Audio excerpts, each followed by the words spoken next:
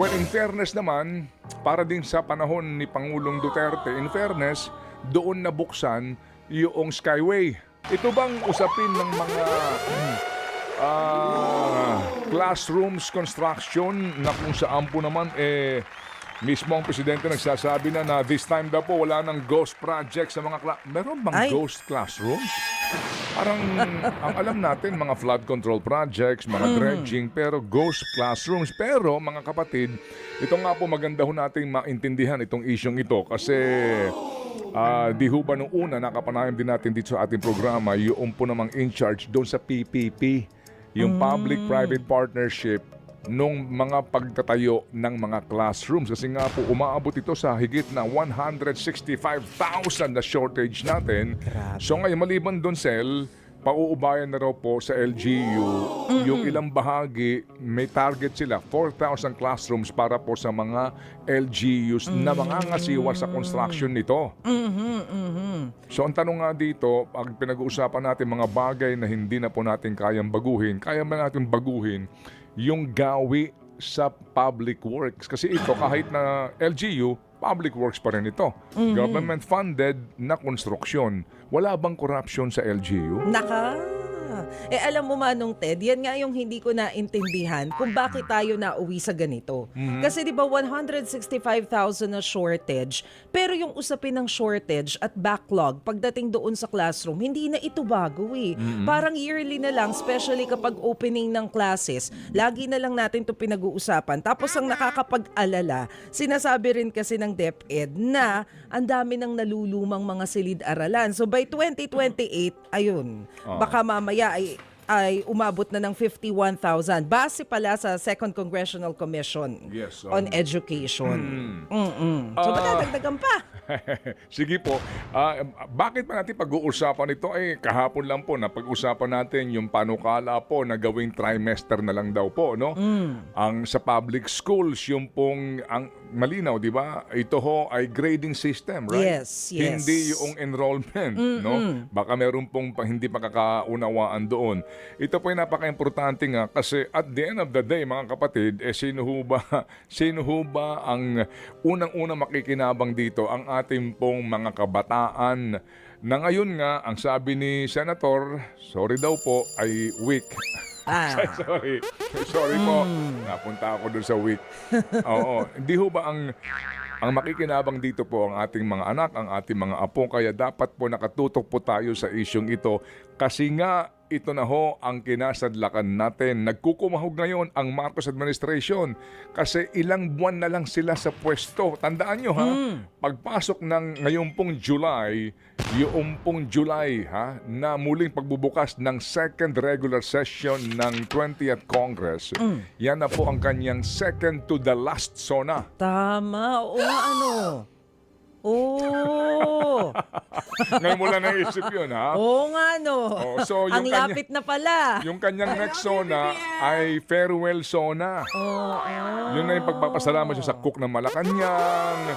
Ito na yung pagpapasalamat niya sa nakakasama niya all the way magmula noong June 22, ha? June ng 2020. Remember? Yes. Sige. So ngayon, nagkukumahog sila para po habulin itong lantad na po ng problema ho natin sa edukasyon.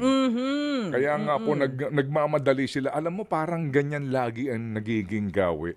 Naalala ko, sorry po naalala ko panahon ni Gloria, 9 years siya, ha? 9 years. Matagal. So yung mga unang taon, alam mo na yon, pabanjing-banjing, hindi masyado nakatutok. Nung bandang dulo na, kumahog na. Sa pagkukumahog din, ang dami ring issue ng mga usapin ng tongpats, no? Sa train system, nagmamamadali na lahat. Pagkatapos niya, mga kapatid, si Noy, ganun din. Nung bandang kalagitnaan na, tsaka lang na-realize na nagmahabol na naman. Ganun din si Pangulong Duterte actually. Kasi parang ito yung mangyayari, yung magiging legacy nila. Ganun yun, Manong Ted. Oo, kasi nasa huling bahagi na sila ng kanilang term. So hindi na rin pala ako nagugulat kung bakit nung nakaraan nasa pabahay si PBBM kahapon pala yun, 'di ba? Tapos nung nakaraan binisita niya yung pagsisimula ng mga subway station projects natin kasi kailangan nga palang kumapal yung kanyang report this coming SONA sa July. May point nga naman. Kasi po, pag itong kanyang sa pabahay, mga kapatid, na usapin, grabe ang backlog ng gobyerno. Alright, opo. Umaabot daw kasi sa 6.5 million units ang housing backlog ng bansa.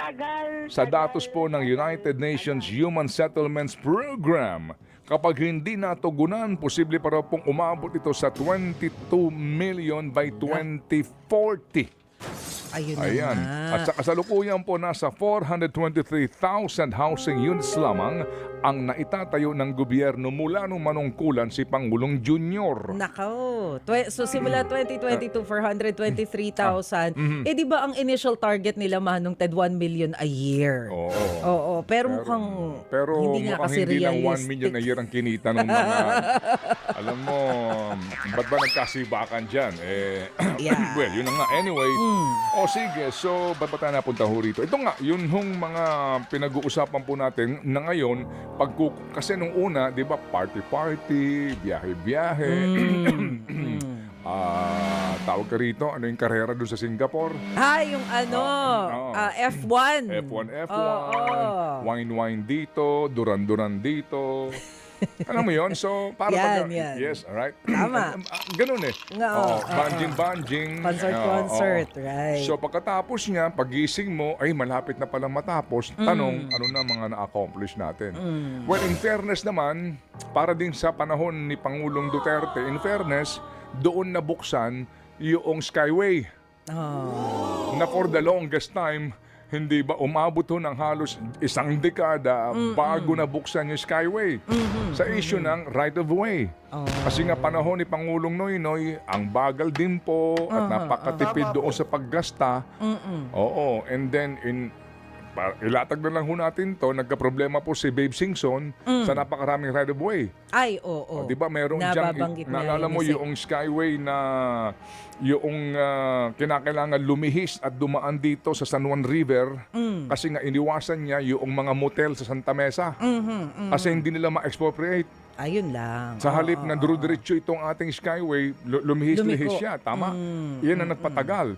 Tapos doon sa may bandang, dyan sa area ng Columbia, meron dyan isang property din na nakipagtagi sa gobyerno, hindi nila magiba-giba.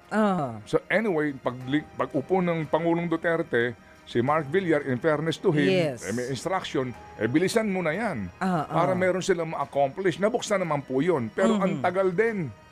Right? So dito ho naman ngayon, hindi naman po napagana ng Pangulong Duterte yung MRT-7.